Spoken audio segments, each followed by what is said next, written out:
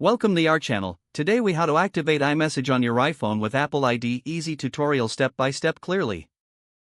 To activate iMessage on your iPhone, start by unlocking your device.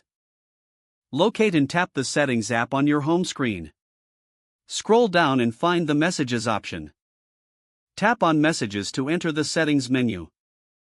Look for the toggle switch next to iMessage at the top. If it is off, tap the switch to turn it on.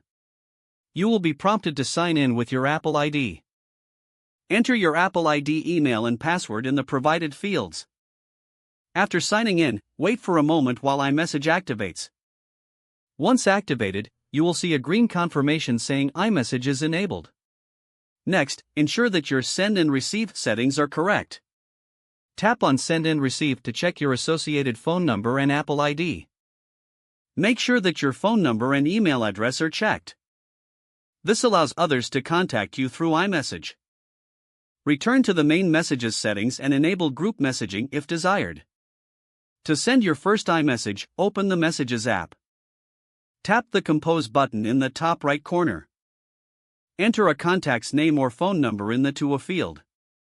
Type your message in the text box below. Ensure that the message bubble appears blue, indicating it's an iMessage. When you're ready, tap the Send button. Now you're all set to enjoy iMessage on your iPhone with your Apple ID.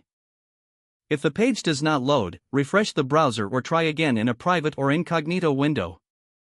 Make sure you are using the correct email address, then retype it carefully to avoid small typos.